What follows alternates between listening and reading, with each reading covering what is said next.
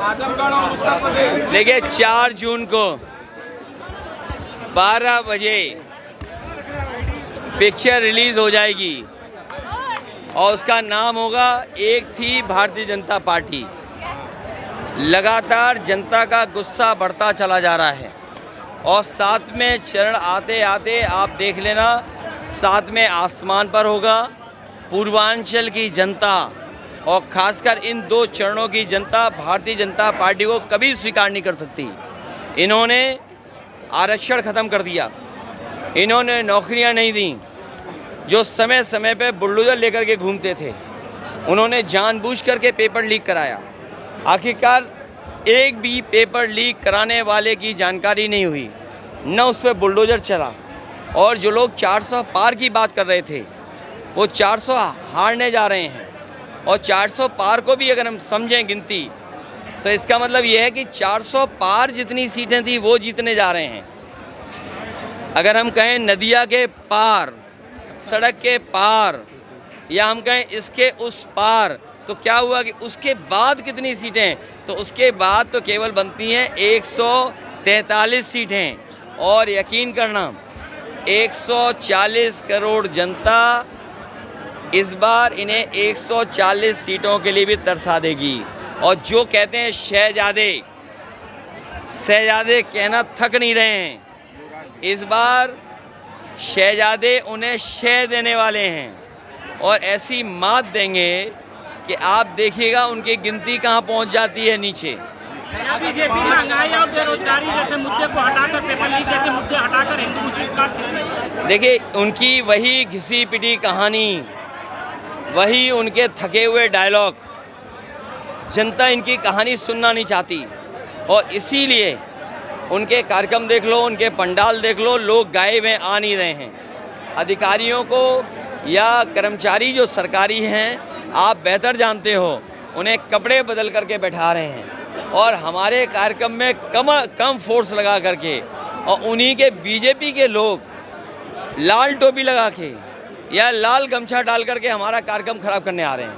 परिवारवाद कह रहे हैं कि परिवार तक ही सीमित रह जाएंगे। देखिए जो लोग परिवारवाद कह रहे हैं उन्हें कम से कम यहाँ किसी मंदिर में जाके संकल्प ले लेना चाहिए।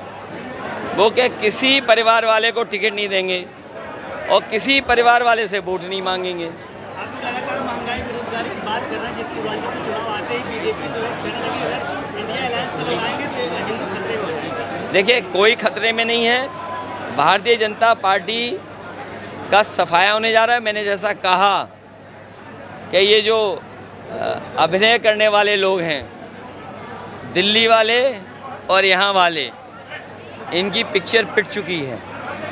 इनकी कोई पिक्चर देखना नहीं चाहता, शो में जाना नहीं चाहता इनके। और ये लोग बुरी तरह हारने वाले हैं क्योंकि जनता के लिए इन्होंने कुछ नहीं किया। देखिए मैं बहुजन समाज के लोगों से कहूँगा, और मुझे खुशी है इस बात की कि हर चरण में बहुजन समाज के लोग बढ़ चढ़ कर के संविधान बचाने के लिए आगे खड़े हो गए हैं। इसीलिए लोकतंत्र बचाने के लिए और संविधान बचाने के लिए सब लोग आएँ। मैं बहुजन समाज से भी विशेष अपील करूँगा कि वो आएँ और बाबा साहब का दिया हुआ संविधान है उसको बचाएं। पीएम मोदी लगातार 2 बार दौरा कर चुके हैं और सीएम लगातार 3 बार दौरा करके गए हैं। उनका लगातार यही भाषण आता है कि सपा ने आजमगढ़ को आतंकगढ़ बना दिया था और हमने 10 साल में बहुत कुछ आजमगढ़ में बदला है। देखिए इन दोनों नेताओं को कुछ दिखाई नहीं दे रहा है, पता नहीं क्या है। ये जो पूर्वांचल एक्सप्रेस वे है, आपसे बेहतर कौन जानेगा। यहाँ का मेडिकल कॉलेज है, यहाँ की हवाई पट्टी है, यहाँ का एग्रीकल्चर कॉलेज है, यहाँ पे सब स्टेशंस हैं, जिला अस्पताल है, 100 बेड हॉस्पिटल हैं, एम्बुलेंस है आपके, और तमाम सुविधाएं जो दी गई थी वो समाजवादियों की देन है। अच्छा, भटौली गांव के लोगों का भी बहुत बहुत धन्यवाद। भटौली गांव के लोगों का धन्यवाद जो हमेशा अपनी जगह देते हैं जहां कार्यक्रम का आयोजन होता है। भटौली की जनता को धन्यवाद। जब भी कार्यक्रम हुआ है हमारी पार्टी के पक्ष में परिणाम आया है। ये शुभ जगह है। चुनाव बाद मिलेंगे।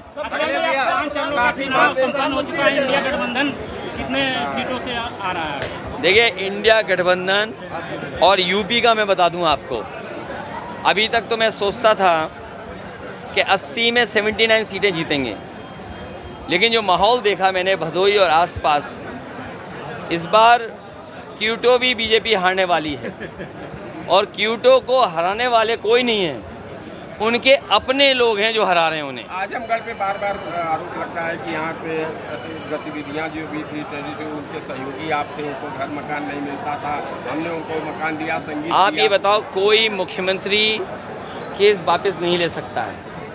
हालांकि हमारे मुख्यमंत्री विशेष थे जिन्होंने अपने केस वापस लिए, अंतोगत्वा कोर्ट तय करता है। इन्हें बताना चाहिए कि पेपर लीक में इतने नौजवान नौकरी करना चाहते थे, आपने उनका जीवन क्यों बर्बाद कर दिया। अग्निवीर जैसी व्यवस्था लाए हैं आप, क्या आप सीमा की रक्षा इनसे करवा लेंगे? आप 4 साल की ट्रेनिंग में, 4 साल की नौकरी में क्या चीन जैसा बड़े देश से मुकाबला कर लेंगे आप? आपकी ज़मीनें कब्जा कर रहा है। और मैं कह के जा रहा हूँ आपसे, आप किसी भी बीजेपी वाले से पूछेगा कि रिजांगला का जो मेमोरियल था, जो कभी बनाया था हमारे फ़ौज ने, जो फ़ौज हमारी बहादुर फ़ौज थी जिसने चीन से हमारी ज़मीन बचाई थी, और जो शहीद हुए थे उनके बारे में कहा गया कि आखिरी बॉडी तक और आखिरी बुलेट तक फ़ौज लड़ी थी। आखिरी आदमी जो फ़ौज का था वो भी लड़ा और आखिरी बुलेट तक वो लड़ाई चली थी। दुनिया में ऐसी लड़ाई नहीं हुई, उसमें हमारे फ़ौज के लोगों ने ज़मीन बचाई थी। वो बहादुर फ़ौजियों के याद में मेमोरियल बना था, वो मेमोरियल छीन लिया चीन ने। लेकिन हमारे ये बहादुर लोग, बीजेपी के लोग चुप बैठे हुए हैं। क्या इनके पास है? इसलिए मैं कह रहा हूँ, मंत्रिमंडल तो बदलेगा ही बदलेगा, मीडिया मंडल भी बदलेगा। अच्छा, अगले और हमारे आपके लिए तो खुशियों के दिन आ ही रहे हैं, लेकिन आपके लिए फ्रीडम ऑफ प्रेस का दिन है। वो अखिलेश जी 4 जून फ्रीडम ऑफ प्रेस का दिन भी है, आपके भी आज़ादी उस दिन मिलेगी। अखिलेश जी ये कहा जा रहा है कि सीएम योगी कल आए थे, सीएम योगी कल आए थे, उनका क्या नाम था कि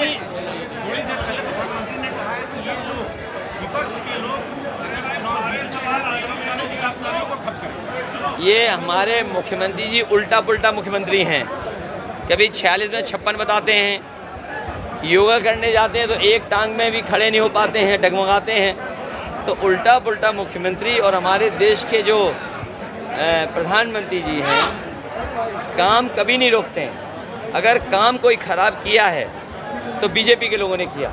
ये पूर्वांचल का एक्सप्रेसवे बहुत अच्छा बनना था, लेकिन उसको ख़राब कर दिया, एम्बुलेंस ख़राब कर दी, आपका मेडिकल कॉलेज में इलाज व्यवस्था नहीं है।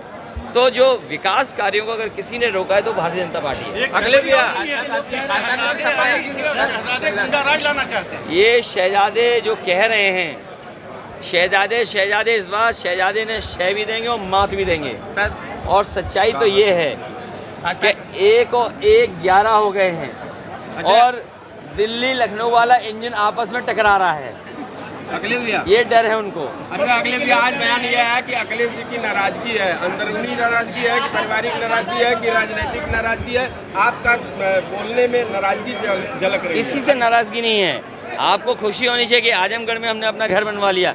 इन बीजेपी वालों ने नक्शा नहीं पास होने दिया तो हमने जुगाड़ से बना लिया। तो जुगाड़ कब तक चलेगा? जुगाड़ नहीं, क्या करें, बीजेपी वाले नक्शे नहीं पास कर रहे हैं तो घर बनाना पड़ा हमें जुगाड़ से। आपने तो आप सोचिए, आपको ये कहना चाहिए बीजेपी वालों ने घर क्यों नहीं बनने दिया। अच्छा, कितने धूर्त हैं ये कि अगर हम घर बनाना चाहें आजमगढ़ में तो घर नहीं बनाने दे रहे हैं। बताओ, जुगाड़ की बात कर रहे हैं तो आपने तो बूथ अध्यक्षों तक के और सारे के नंबर डाटा तक अपने पास बुला लिए, रख लिए। तो ये ज़रूरी है ना कि हमारा बूथ कार्यकर्ता कैसे जीते। ये इस बार बूथ पर हमारा कार्यकर्ता लग करके जिताएगा। धर्मेंद्र जी को कैसे आशीर्वाद दे रहे हैं? आशीर्वाद तो है ही है और रिकॉर्ड मतों से जीतने जा रहे हैं, ये सबसे बड़ा आशीर्वाद है।